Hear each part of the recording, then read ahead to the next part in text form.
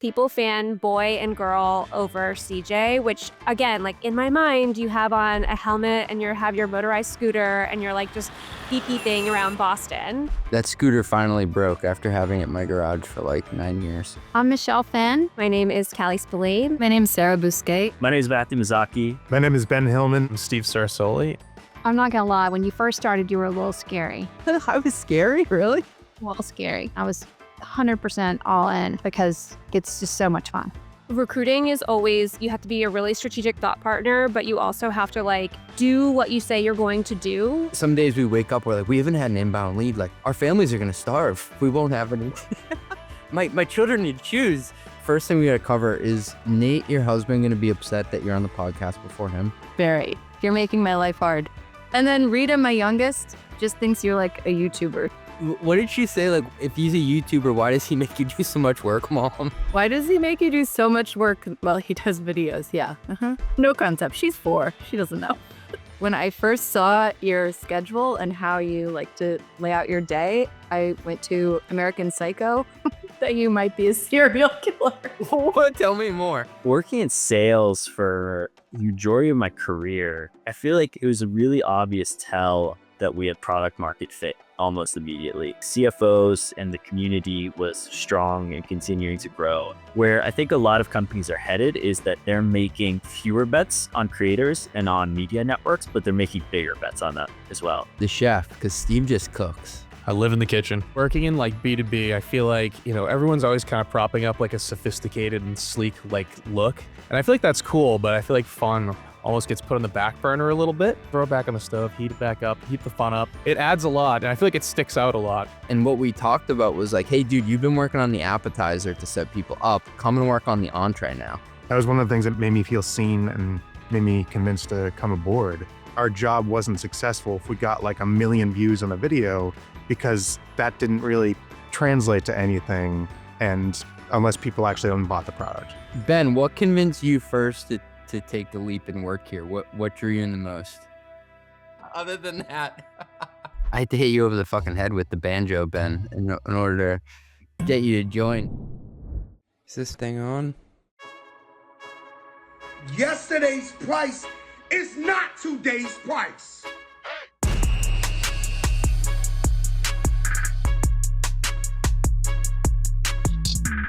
Necessity is the mother of all invention, and so are cancellations. So we had a couple of people drop out this week. I think I'm just making everybody sick, or it could have been those offensive things I said on Twitter. We had an 1.5-hour recording gap to fill, so I figured I'd hop on the mic and actually introduce you to some of the people I work with day to day. A lot of people see me as the face of the company, but it's kind of like when you see like a bird on a pond and it's swimming. There are a bunch of feet below the surface helping to make it go. So I want to catch up with contributors to this mostly media empire and give you a look into what we work on day to day and some of the chaos that we put up with. It's been fun making the transition from a CFO where I'm reporting to a CEO and a board to the CEO of myself. And, it's a great job, but it's also a hard job when your own boss is a workaholic. So we're going to get a glimpse inside the making of Mostly Media. So I hope you enjoy this. I'm Michelle Finn, and I do all of the accounting and operations work for Mostly Media. Michelle, it's so good to see you. It's good to see you too, CJ. Where in the world are you located these days? I'm in Richmond, Virginia today. So we've known each other for like 4 years, right? 2022. What was I like to work with at Parts Tech? I'm not gonna lie, when you first started, you were a little scary. I was scary, really? A little scary. I have some kind of brutal texts. I might have to resurface them at some point, but I do have some kind of brutal text that she sent me at the very beginning.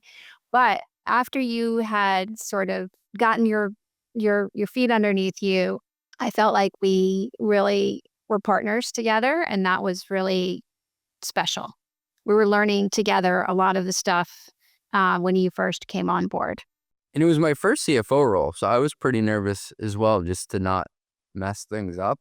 I had this like recurring vision that someone was gonna just like open the door and be like, "Who let this kid in? Who's in charge around here? Who let him do these things?" I probably had like a bazillion questions for you when I first came, because you'd been there since the start of the company, like must have been at least 8 years in, right? 10 years in, because I started at the very, very beginning.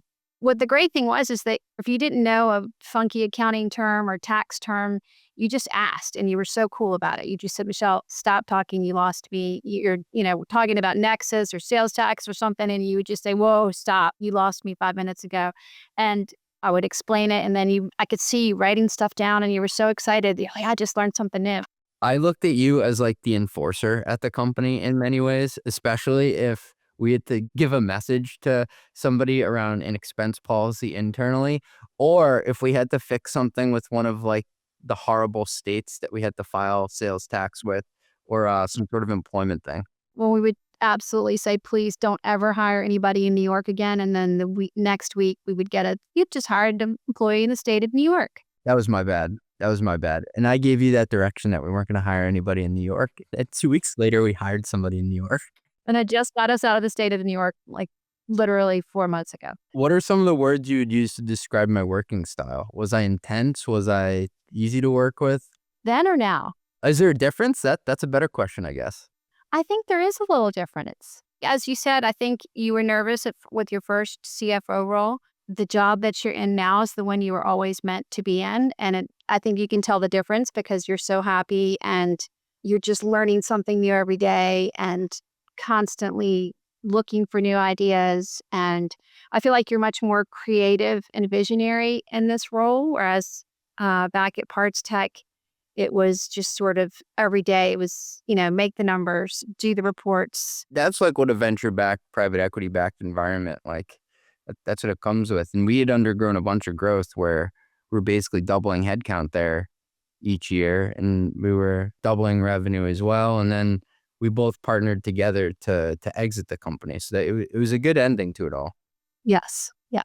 What did you think when I called you up and said, hey, I actually need your help on my company now? Oh, I was so excited. When I first started getting copies of your newsletter and you were just kind of dabbling in it, you said, oh, this is just something fun I do on the weekends. I enjoy writing this. And I knew that you had something way back then because I had been in, controller roles, operations, VP for, 20 years. Your newsletter was teaching me something new every week. And it was stuff that I was like, this is amazing. CJ's telling me I don't have to go look this all up on the internet. CJ's just giving me this information and it's exactly what I need. This is how I can do my board decks. This is how I can do my budget. I think what I didn't realize at the time is that it could become a career and like actually a company. Yeah, I was 100% all in because it's just so much fun. And we had a lot of contracts to send out to all the different advertising sponsors. And I think like I reached my breaking point at like 11:30 at night. And I was telling my wife, like, I can't be sending all these out. She's like, have you talked to Michelle yet? I was like, I should definitely call Michelle. Glad you did. What has been your experience so far in seeing us ramp up both on the people side and the sales side of things? I think you've got great taste in employees, not including myself. But I have a good friend who only hires D1 athletes as salespeople. He says, I've tried hiring other people, but D1 athletes, there's just something about their mentality, something about their work ethic. They make the best salespeople. They've never let me down. And I don't know what you've got going on in the back of your brain, but I feel like every person that you've picked as a hire has really complemented everyone else on the team. And we've just got a really cohesive group now to move forward. And I feel like the sky's the limit. We can do anything. And who knows, if we hit our number this year, maybe we all go to Disney World. Please. Michelle, thank you for everything that you do for me, keeping me honest, keeping me on track. I really appreciate it. Happy to do it. Thanks, CJ. Hey, thanks for listening. We'll be right back after a word from our sponsors. I got news for you. The ERP category is finally getting disrupted. And if you haven't heard of Rillet yet, please pay attention. It's the AI native ERP built specifically to replace NetSuite, and it's already won over hundreds of finance teams. Their mission is to make the zero-day close a reality, and they're actually doing it. We're talking teams closing the books at 1:35 p.m. on the first day of the month. Companies like Windsurf, Mercor, and hundreds of others run their entire finance stack on Rillet. Revenue recognition, close management, multi-entity, native Stripe and Salesforce integrations, woo! Everything a scaling company needs. They've got 5.0 stars on G2. They're backed by A16Z and Sequoia, heard of them, and CPA-led implementations that get you live in 45 days. That is simply unheard of in the ERP space. If your books aren't running as fast as your business, check out Rillet. Book a demo at rillet.com/CJ. That is RILLET.com/CJ. That's me. Scaling a tech company is thrilling. It's also really, really messy. Just ask anyone who's done it, or anyone who's tried. Better yet, ask EY. They've seen startups at their best, and in their most fragile moments. EY knows you don't start a company to burn cycles on regulatory hoops, discounted cash flows, or the fine print of SEC Form S1. Although you probably do know I love myself a good S1 if you've listened to or read my stuff long enough. You can't ignore these things. That's how risk compounds. Kind of like negative interest. What you can do is work with EY from day one. They'll help you get it right early and often, so you can stay in builder mode and keep the trains running on time. EY, shape the future with confidence.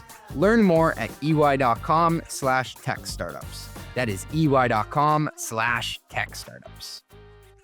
One more thing about SpendHound. Teams using SpendHound reduce software spend by up to 30%. Here's how that actually happens.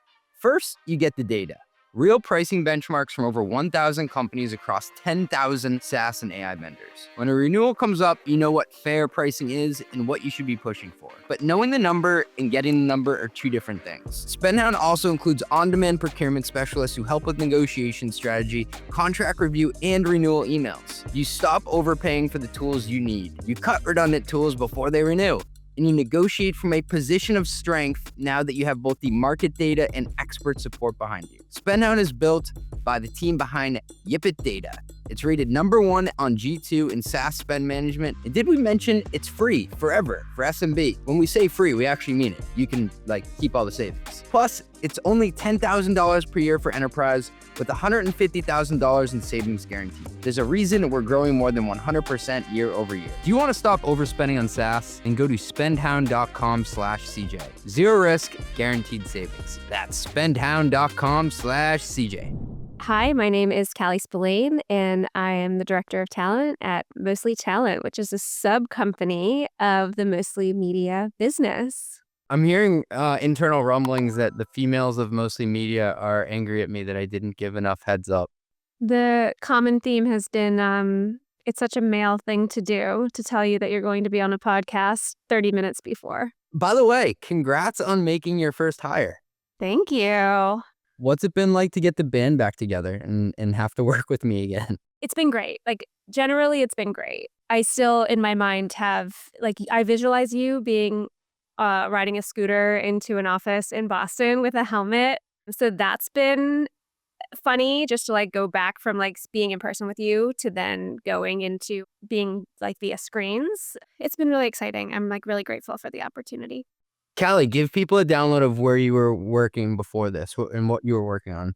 So I worked at companies like Superhuman, HubSpot, Snyk, Formlabs, which is a 3D printing company. So a bunch of different tech companies in an in-house recruiting role. I think what made me really motivated to try to convince you to work here is you have this in-house experience. You weren't a headhunter beforehand. You were always a partner to helping, whether it was a CRO grow the team or even sometimes a CFO.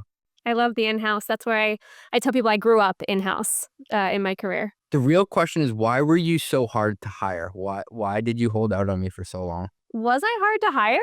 You're a stern and formidable negotiator. Do you know what's really interesting? I've been told that I tend to negotiate pretty directly. I thought that I put everything on the table. Yeah, it worked. It definitely worked. I felt like you had some reps at this beforehand. I was thinking oh, it's someone who's worked in recruiting. Not that you're going to be a pushover or anything, but you're just going to be yeah, happy to take a look and this will work, this won't. You even came at it hey, if we're building a company together, we should figure out a way to incentivize getting more hires in the door. And you started referencing comp plans. And I think that's where my eyes lit up. I was oh, she actually wants to scale this thing. Yeah, I don't want to just do a job to do a job. There has to be some motivation behind it. You and your husband, Ryan, you both worked at HubSpot. Was he behind the scenes putting his sales brain to this, saying turn the screws to CJ when you asked for this? No, a lot of the negotiation was from me, but I definitely had his contract view lens on it. He's also just like really passionate about startups anyways. So for him, like this whole venture has been really exciting. Take me back to that WeWork on Boylston. I was running FP&A at the time. You were hiring like over 100 salespeople a year. What was that look on my face? So what's really interesting is when we were in Boylston, I was only there, I think like 2 weeks before we went to the office. I'm pretty sure every time that one of the leaders in the company was like, yeah, we're going to hire this many people, I looked at you and you were like, we'll do it in budget. You were not happy with the amount of asks I had for additional budget on hiring. It was a crazy time because for context, we raised like 5 rounds of funding in 2 years, over $1 billion. And we went from like 150 people to over 1,500 when we were there. It felt like a new company every like 4 to 6 months. When we started, it was just like, okay, like this company has legs. And then all of a sudden COVID hit. And so 3 months in, it's like, okay, everyone pause for a second. What are we actually doing? It was like, you know what? We have an opportunity. Let's accelerate. And I remember having a conversation with the VP of HR at the time and talking about like, okay, well, the CEO wants to pull all of the sales headcount forward into like for what was going to be fiscal year 21. We're going to pull it into Q1 of 2021. And I'm like, excuse me? Like, how are we going to do that? It was really exciting. I can't believe how quickly we grew and scaled. When I think about the people that I work with and like being in the trenches with them, like that is a company where a lot was learned in those years. Do any of those early days remind you of what we're doing now? Like what's your view on entrepreneurship? And like, we're truly going from 0 to 1. I think when me and you both joined that company, maybe we were at like 0.5 going to 1. I think that we were probably even in like the 1, right? Like when you're at a series B going into series C, like we were definitely in like the 1, but it was like, hey, how do we go from 1 to 10? So this is by far my first venture in going 0 to 1. And what I'm grateful for is that I've had a lot of experience doing like the 1 to 10. So there's things that I feel like I can get ahead of, but I also don't want to be preventing myself from like just like doing and making sure that we're like providing for the people that we're working with and they're having a good experience. Ethan Schechter, who we both worked closely with at Snyk, you were hiring for him. I was budgeting for him to break that budget. You would always joke, like, you don't want to hire stuff people who like show up and they're like, where's my stuff? This is very much like not a stuff role. You have to come in and be like, oh, we need to do outbound for this role because we need to augment like how many people we have at the director level in this random city. Like we could ask my wife maybe to help out and do some of the outbound, but there's no stuff. No, there's no stuff. Like, honestly, CJ, I was just actually in Claude and I was trying to figure out a way to build something for us that helps me to stay organized across all the different employers that we're working with. I'm used to working in an ATS or something that like just really allows for me to stay organized and have my updates. And when you're working in an Excel file, it's all manual. And so Claude's helping me to like build a little bit of automation with a little bit of manual labor. It's actually 4 months today that we've been working on this together. Is we had set a pretty ambitious goal. Like, do you think we could fill 20 roles by year end? And so we're 4 months in. We've won 9 heads to place 9 head count so far. First question, do you think you're going to pass out?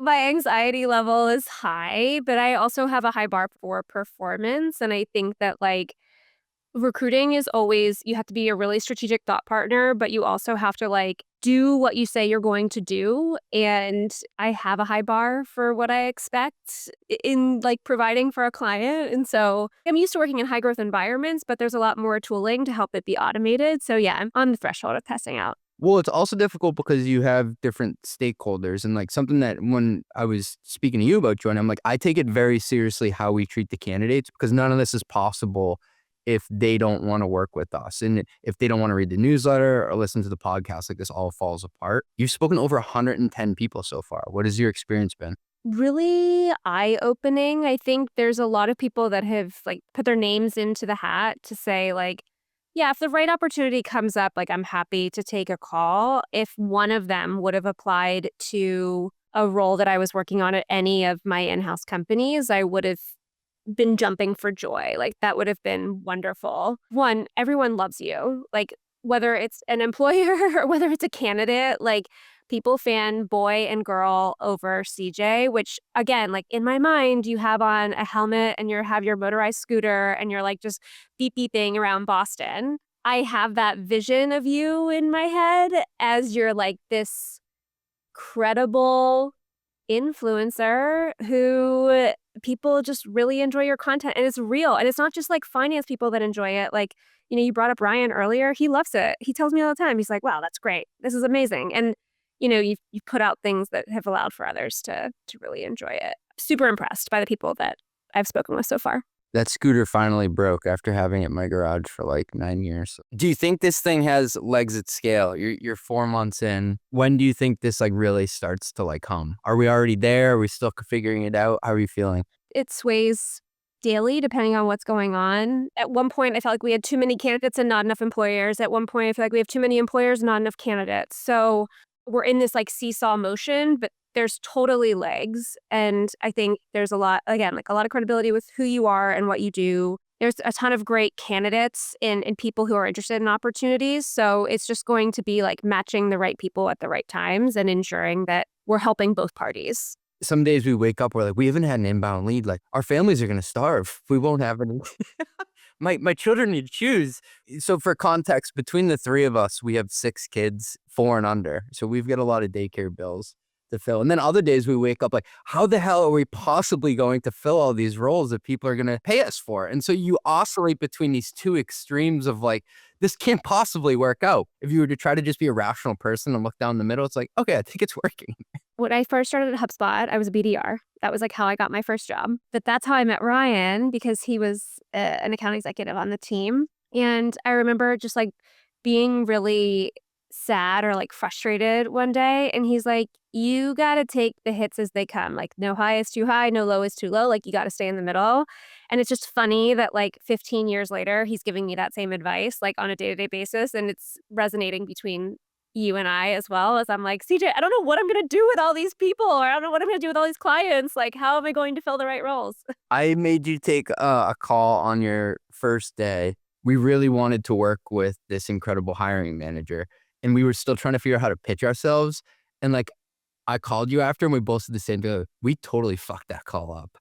And every time we would have like a one-on-one, we're like, I really hope she wants to work with us down the road. Maybe just send one more email. And then like, for context, a week ago, this person finally came back to us out of the, like from the dead and said, hey, I would love help with this role. We're like, no effing way. And now we're trying to hire for her. But like a lot of this is, it's funny how there's a feedback loop and it's never as fast as you want it to be. But eventually you do figure out if it can work. And I think like, again, we're on 90, 100 days of doing this. Like we're still so early, and you're very good at reminding me about like the entrepreneur pieces where like, you just got to like know who you are, commit to your work ethic. Half the game is staying in the game long enough for stuff to happen. Yeah. Last question. What did it feel like when that first commission check hit? It was pretty awesome. I can see how it could be addicting. I think I'm a very motivated person. And so knowing that like I'm getting paid for my work is exciting. Well, I'm excited to build this with you. I appreciate it. It's been very fun. Hey, thanks for listening. We'll be right back after a word from our sponsors. Most finance teams aren't underperforming. They're actually under-equipped. The problem isn't the people, it's what they're being asked to do. Because there are 2 kinds of finance work. The kind that moves the business forward and the kind that just keeps it from falling flat on its face. And too many finance teams are buried in the second kind, and they call it a good week when they just get through it. Expense reports that take longer than the trips they cover, spend policies living in PDFs that no one reads, a 3-day approval process for a $40 receipt. That's a lot of burritos, but not worth it. Month-end close that stretches into weeks. These aren't edge cases. They're the default state of finance at most growing companies. And the cost isn't just the time. It's what your best people aren't doing while they're buried in the wrong work. You become what you spend on. And right now, too many finance teams are spending on maintenance instead of momentum. And that is why I use Brex. Agentic finance that captures receipts automatically, enforces policy before the spend happens, and closes your books in minutes rather than weeks. So your finance team stops spending on maintenance and starts spending on momentum. 35,000 companies like OpenAI, Coinbase, Anthropic, and DoorDash already run on Brex because high-density talent deserves some high-leverage systems. It's time to get Brex AF. Can't believe they let me say that.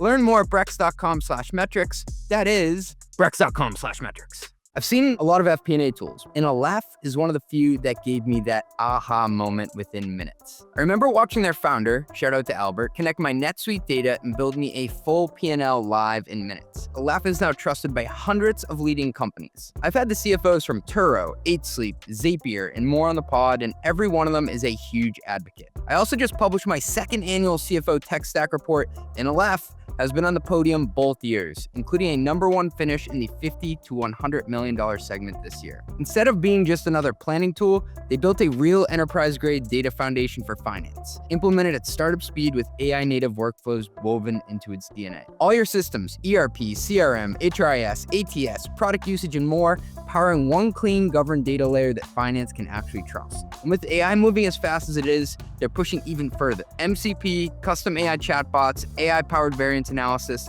and the list keeps growing. Try it with your own data at getaleph.com/run. That is GETALEPH.com/run. Tell them CJ sent you. So here's a pattern I keep running into when I talk to finance leaders at fast-growing companies. You've outgrown the spreadsheets. You've probably outgrown your billing tools built in RevRec, but you're not quite at the point where you can throw a 20-person team at the problem either. That's exactly the danger zone RightRev owns. RightRev is revenue recognition done right. It handles the messy stuff like high-volume subscriptions, usage-based contracts, and mid-contract upgrades. The things that break your ERP and the billing platform bolt-ons. Here's the thing though, your sales team isn't slowing down for you. They're closing ramp deals, usage commitments, and mid-quarter upgrades. And the longer you wait to fix the engine, the further behind you fall. So stop scrambling at month end and stitching together allocations across 3, 4, 5 spreadsheets to just have the numbers ready. Well, that's it. That's the whole pitch. CFOs tell me it's like a glow up for the revenue books. If that sounds like where you are right now, RightRev is worth the look. Head to rightrev.com/CJ. That's rightrev.com/CJ. Check them out. Hi, my name's Sarah Bousquet, and I am the head of media operations here at Mostly Media. First thing we gotta cover is Nate, your husband, gonna be upset that you're on the podcast before him? Very. You're making my life hard. How did you find out that I was hiring? So my husband, Nate, is a big fan. He's been reading your stuff and listening to you for years. And he saw you put out a back call on your LinkedIn and sent it over to me and said, hey, I think you would be perfect for this. Yeah, your role has grown so much since you joined. You're now heading up all of our media operations in addition to making sure I stay on track. I'll put it that way. I kind of look at you as the adult in the room at this company, which I so very much appreciate, because otherwise I think us kids would burn the house down.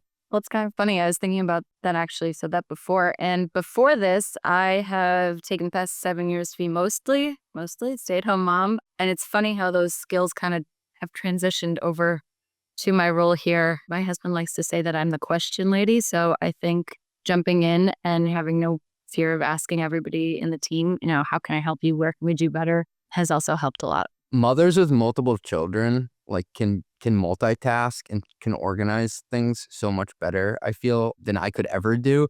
And I remember when I was interviewing you and I was telling my wife, like, this person, Sarah, I think she'd be great for the role. And she's like, oh, how many kids did you say she had? I'm like, oh, she has 3 small kids, just like us. She's like, oh, she's going to crush it in that role. If she can handle that, like, this is going to be totally easy dealing with you guys, just trying to figure out the production schedule and everything. So you've stepped into the role fully, and it's been a lot of fun just to figure out, like, when you came, we had 2 newsletters, we launched another podcast, we launched a recruiting arm. Like, your role just keeps changing in terms of all the different things we're touching.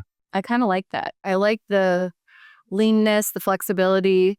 There is structure, and I like playing a part in kind of creating that structure. I also appreciate that we're able to kind of flex and grow. What does your daughter think that I do? So all my kids have very different perspectives on you. The oldest, who's 7, has a crush on you. She's a girl and she thinks you're cute. And then my middle child, or I should say Nate and my middle child, friend of the pod, Nate, he thinks it's hilarious that you are so much younger than me. The first time he saw you, I said, yeah, that's CJ, my boss. And he goes, but what does he look like now, Mom? I said, no, that's him in real life. I'm looking at a podcast recording. And he's like, why is he so much younger than you? And then Rita, my youngest, just thinks you're like a YouTuber. She basically wants to be you. She thinks you're, playing with toys and showing kids how great they are, and you just make videos all day. So What did she say? Like, if he's a YouTuber, why does he make you do so much work, Mom? Why does he make you do so much work? Well, he does videos. Yeah. No concept. She's 4. She doesn't know. That's amazing. Well, I told people that I went into my 4-year-old's class to tell them what I did for a living, which is podcasting. And my wife got a text from one of the moms in the class like, oh, it's so nice your husband came in. John had no idea that your husband was a pilot. Concept's hard for them. So you get to see my calendar and all the different conversations that I'm in. Do you think what I'm involved in, running this media company in the front, recruiting company, and data service in the back, do you think they go well together, or does it just look like just total context switching all the time? No, they do. It's actually surprising. We have definitely, even since joining, had to kind of find some creative ways to add a little more structure because you are in a lot of different conversations and fields and having to switch brain. So we put some parameters around it so that it's not as quick to switch, I would say, but it all feeds into each other. Like you're having a podcast conversation with somebody, and then you use a nugget from that in one of your newsletters, and then a reader sends you an email and adds something on that they wrote about in a similar topic last week. It just continually evolves, and the connections you make are pretty natural. It's really cool to see people write in with ideas or to like piggyback on stuff that I've written about. That helps me come up with the next piece many times. It also really does feel like a sense of community. Like it's kind of funny. People definitely have a fan base, but people also really feel like they know you. And, you know, they'll ask me, well, what's CJ like? I'm like, well, he's pretty much what he's like. He's authentic in his writings and how he portrays himself on his podcast. Like he's pretty much like that. And I think it makes you really approachable. So some of the messages we get are, you know, fans, readers that just have a quick idea, and you're more than willing to jump in and give your hot take, which is great. I do get very nervous though before all the dinners and happy hours. I just fear no one's going to show up, or it's not going to go well, or like that horror story that my friend Tyler told me of how he held an event and there were no chairs and everybody showed up and apparently he had to get chairs. Like, where are the chairs? Thankfully, we have all those things ironed out now. For those who don't know, it's very much like a team effort whenever we put on something in person, where Sarah is helping to find the venue, Michelle's making sure we get the down payment in, and then my wife is helping with like the Canva name tags and everything. So we're getting to the point, which is kind of fun, that like I can just show up and enjoy them, because before I just like have in the back of my head, like, this isn't going to go well. I have to talk to people in person.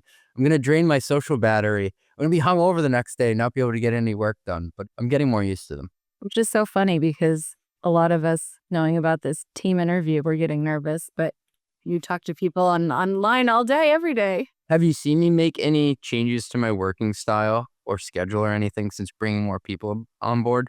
Biggest thing, we had a team meeting a few months ago where you kind of hit home like how much you trust everybody on the team to just kind of move forward, make decisions, not, you know, ask for forgiveness instead of permission, but almost that, which I think people have taken and run with, which is nice. You're not getting pulled in quite as many different directions, I feel like, which has been good. I think we're getting better at saying no to things. It's a hard one to say no. I mean, we even mess around with Claude sometimes when I like want to word something nicely. We call it the no machine and we run the answers through there. And that removes part of this thing. I think like one of the biggest benefits of having somebody like you on board, there are a lot of things like I can give you the honest answer of if I want to do something or not, but it's harder for me to tell that person, but I can tell you to tell that person as me sometimes. Yes, even just bouncing it off, like vice versa, I'll say like, you can't do that. You shouldn't do that. You don't have time. You know, that's You'll not... tell me you don't want to do that, do you? Yeah. Last one I have for you. Do I have any quirks in how I go about my day or communicate with people?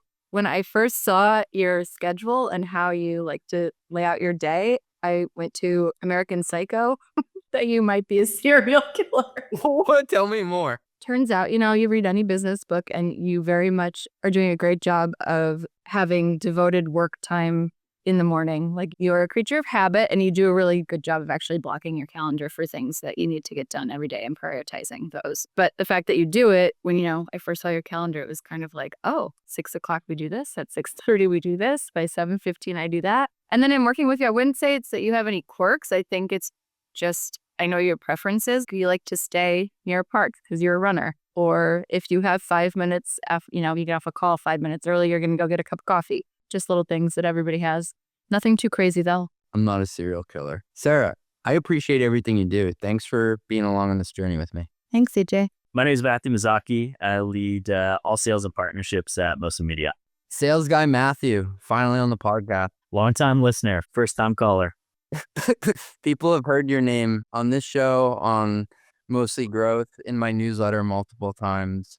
He is a real person. He's not AI. As far as I'm concerned. Looking back, we've been working together for 3 full years, but you're actually now booking out the 4th year of us working together as we speak, 2027. It's pretty crazy. I feel like we've really been picking up momentum. I also think that the industry in general has started to move towards a lot of partners booking both annual contracts and looking a lot farther out. So puts us in a really good place for planning 4th and even 5th year of media company. Does it feel good though to have that monkey off your back, like to end Q1 that you're like, okay, I have this year sold? I think we got it done on a Friday. And so I had Friday, Saturday, and Sunday feeling like there was no monkey on my back. And then by Monday, it was full throttle for 2027. So short-lived, but I feel like it's always about looking at what's coming next.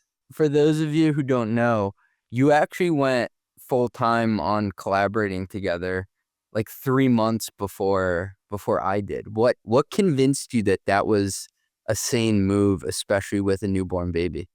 I don't know if it was the same move. It was definitely a move with a lot of conviction, though. I feel like working in sales for the majority of my career, I feel like it was a really obvious tell that we had product market fit almost immediately. It felt like we had really strong audience feedback, like CFOs and the community was strong and continuing to grow. We found product market fit with just the right companies who were looking to get in front of these CFOs. And we continuously had inbound leads and inbound customers that were coming to us, just banging down the door to work with us and find ways to connect with the audience. So it felt like we really had something special from the early days, like almost looking at it as like a marketplace where it's like we had both sides of it humming and with good fit almost immediately. So it felt like, the right opportunity. I feel like you only get so many times in your career that you get to work on something from the ground stages. So time to do it now before the daycare bills get higher. Yeah, I know. I was laughing with Callie, who we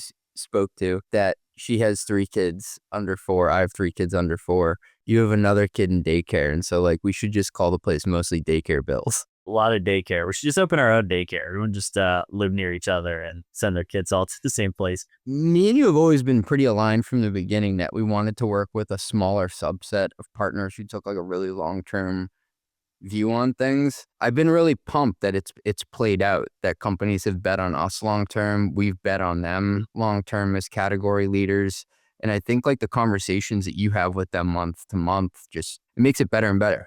I think that what has changed over the last, let's call it 3 years, is a lot of companies that we work with are looking at these relationships not only more on a long-term basis, but more embedded. And so what I mean by that is previously companies would come to us, they'd want one ad spot or a newsletter or a podcast, and it felt very transactional. They were coming, they wanted this very specific thing from us. We'd sell it to them or we wouldn't, but it was very transactional and straightforward.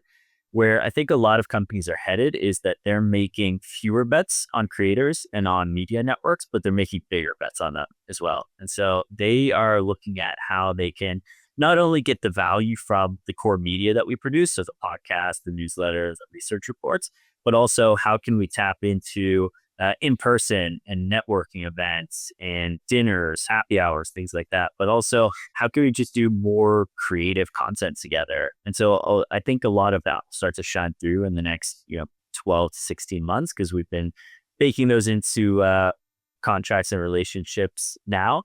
And I think it will only continue to get more and more integrated with the companies that we work with. And something that we've prided ourselves on is we want to be easy to work with and hopefully likable people.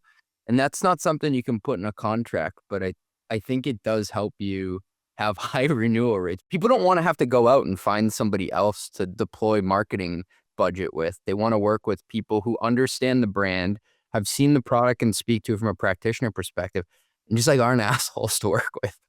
Contracts and negotiations and all of that is one aspect. But at the end of the day, you're still just doing business with people, and people want to work with people that are easy to deal with and are good people.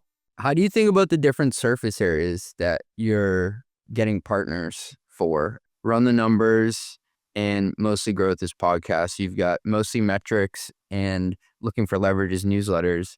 Then we're also doing 3 reports this year, and we also do the in-person events. Like, you've got a lot of different arrows there.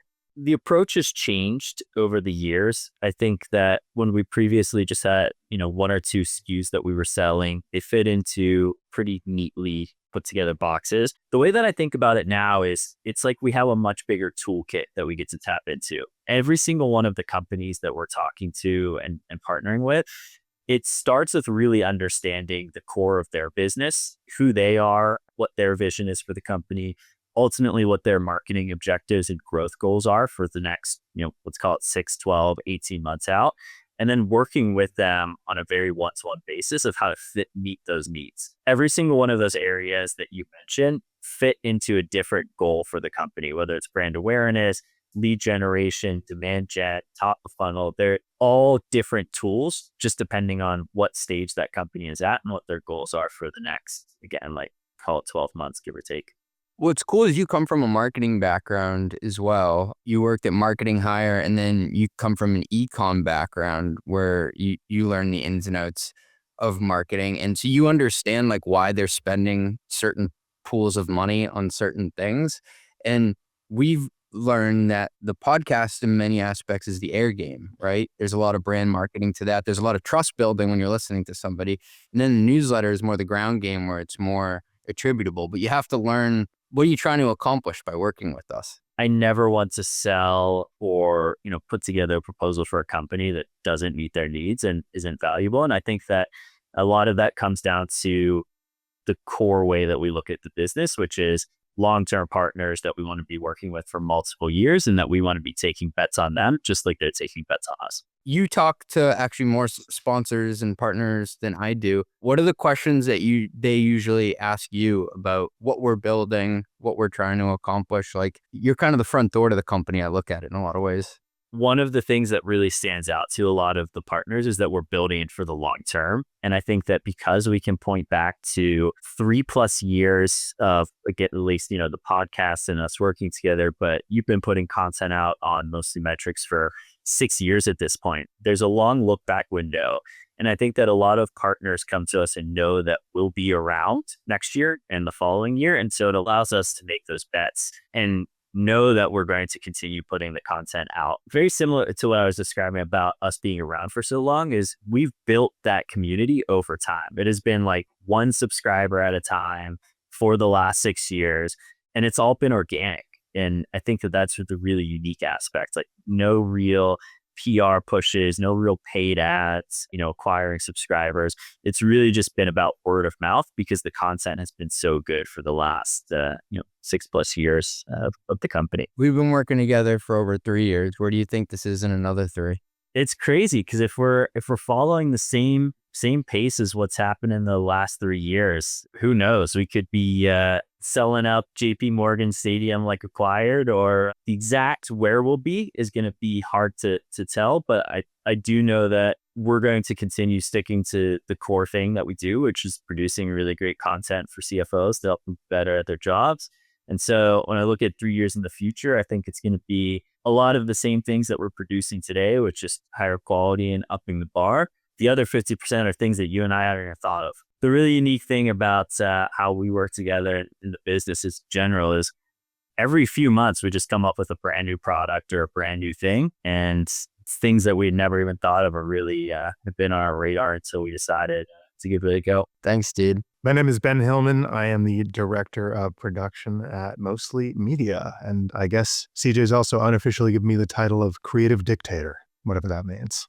How's it going? I'm Steve Cerasoli, and I'm a show producer here at Mostly Media. The chef, because Steve just cooks. I live in the kitchen. Is anybody else sitting in a Profit Wealth chair? Got mine right here. Mine's from an undisclosed location as well, but not Profit Wealth. Yeah, I don't want to admit any crime here, but hypothetically, my wife, who used to also work there, brought me there during COVID, and I may or may not have a monitor in a chair. You guys are doing something right over there, though, because I viewed the company in many respects being early to the game of having media in the front, a product and service in the back. Ben, what was it like creating that media to drive another product? Patrick, who was the founder of ProfitWell, would write these strategy memos of like where he thought things were going and would kind of source information for people at the company and stuff like that. And the media company, that was like a famous memo inside of ProfitWell that I remember circulating. I remember referencing it a lot of different times. And so it was this bet. It was this like bet that we think like, oh, distribution is really hard. This is where we think that things are going. We know if we have these different shows, we know that we can hit people up via email like up to 2 times a week. That's kind of how things ran at ProfitWell, was making these big bets and then mapping the decisions to those bets. And Steve, you were creating all sorts of, I don't even know if you would call it like UGA content, but like it had this nitty gritty feel. And I remember when Ben was like, hey, we should also bring aboard this guy, Steve. I went down this rabbit hole of like you man on the street or at conferences, like in like this $4 suit, like interviewing people, like just doing funny shit, but it was for a business purpose. I feel like that was kind of cutting edge in a way. Yeah, I feel like, yeah, that's the thing is like working in like B2B, I feel like, everyone's always kind of propping up like a sophisticated and sleek like look. And I feel like that's cool, but I feel like fun almost gets put on the back burner a little bit. Throw it back on the stove, heat it back up, heat the fun up. It adds a lot. And I feel like it sticks out a lot. It's good to blend the fun with the sleek and sophisticated. Ben, what convinced you first to take the leap and work here? What drew you in the most? Other than that. For those that don't know, ProfitWell was acquired by Paddle and basically went from a 70-person company to like a 300-person company. To no fault of anyone, just in that shuffle, I think that like what we were building at ProfitWell was sort of like the initial spirit of it was sort of lost a little bit, just because it's like, everyone's fighting over their own dog bowl and trying to get initiatives to be seen and stuff like that. And so I was in a little bit of a period of just like looking for that next opportunity, but had these golden handcuffs of like had a really good job and like was able to kind of do whatever I wanted, but was just ready for the next opportunity. And I joked with my girlfriend that I was like, I'm so jealous you got recruited to like come to your company. I would love to have that happen one time. And lo and behold, CJ hits me up and he's like, hey, I've been trying to hire you for like the last year. This is me being explicit and I actually want you to come work with me. I had to hit you over the fucking head with the banjo, Ben, in order to get you to join. I think like something we talked about though was I had always appreciated the work that you and Steve did at ProfitWell. It was very much in a service of something else though. And what we talked about was like, hey dude, you've been working on the appetizer to set people up. Come and work on the entree now.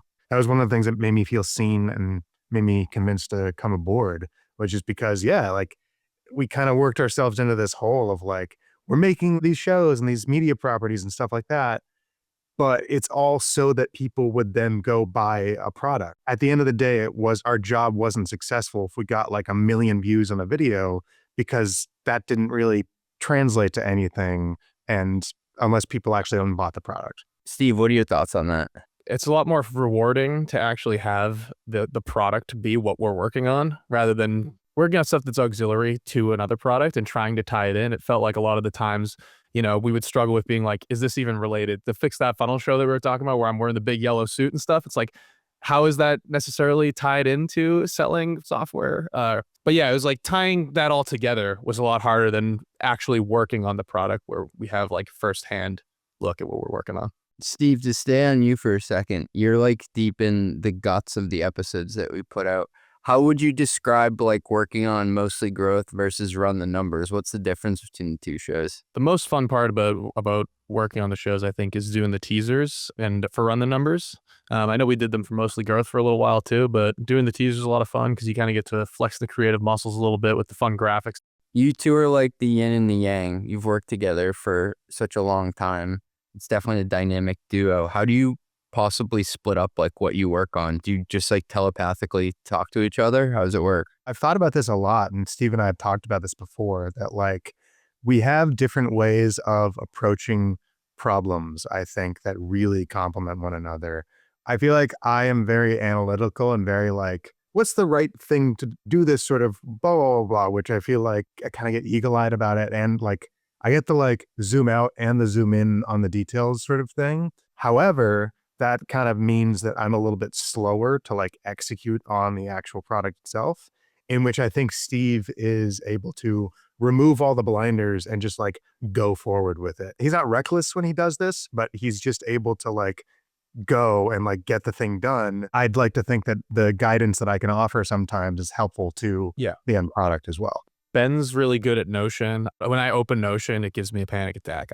It's scary. It's scary. It's a scary product. There's too many things going on. Organizing that all together, that task, Ben, when I like opened Notion up when I first joined, I was like, wow, Ben's been putting work in to Notion that I wouldn't even know where to begin doing that. So that's like where your kind of analytical brain really comes in handy. I'm more into just jumping right into something. Like, give me a task. I want to get it done as efficiently as possible. The actual like thinking about the why and like going into all of the like the distribution elements, things like that. I think that's more your cup of tea. Notion is actually worth it. I'm not doing vapor work. And if they want to sponsor this show, reach out to sales guy Matthew. Do I have a bad habit of not looking at the camera? Yes. When you're talking your money, you're literally like Walter Cronkite. When you're like actually speaking and interviewing, you're on the money. And then when someone's talking, sometimes you'll like go on your computer or something and turn away. We got the wide we got to cut to too. Is there anything I say or like a crutch I rely upon that I'm not going to be able to unthink after you say it? We were talking about that. It's like, I can't really think of, you literally call out like, let me try that again, which is like actually super useful because it's like, oh, well, I'll just delete that thing before. For anyone that's listening or watching, CJ's not playing Tetris on the side. Like usually he's looking at like data or something that is relevant. I'm trying to come up with a joke with like a stat in it or something. Like I'm actually working hard at trying to be somewhat work funny. And Breaking Bad is on the other tab. I'll ask each of you this.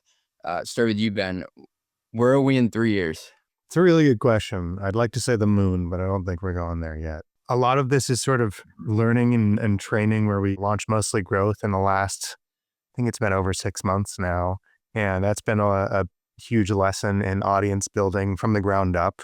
But I'd like to see, is this something that we can sort of scale out and figure out with other shows? Is there a recruiting podcast? Is there a sales guy Matthew podcast? Like, are there these different verticals that we can use the sort of same formula that we're doing and approach those? One comment on that. It is actually pretty hard to port audiences over from one medium to the other. Still trying to figure out what if we can do that, but we'll see.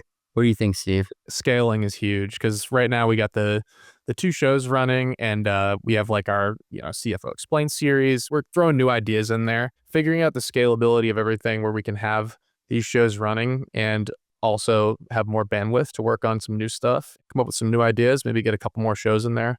I think in 3 years, if we had like 5 or 6 shows running, I think that would be a success. I'm pumped to build this with you guys and I have fun every day jamming out with you. Run the Numbers is a mostly media production. Yelling and intro by Fat Joe. Artwork by Meg D'Alessandro. Show is executive produced by Ben Hillman. Nothing said on this podcast is intended to be business or investment advice. It's the sole opinion of me, a guy who feeds his dog way too much ice cream and has a history of net operating losses. LOL. If you like this podcast, hit subscribe and give us 5 stars. It will take like 2 seconds and our algorithm overlords love it. Drink water, call your mom, and have a great day. Peace.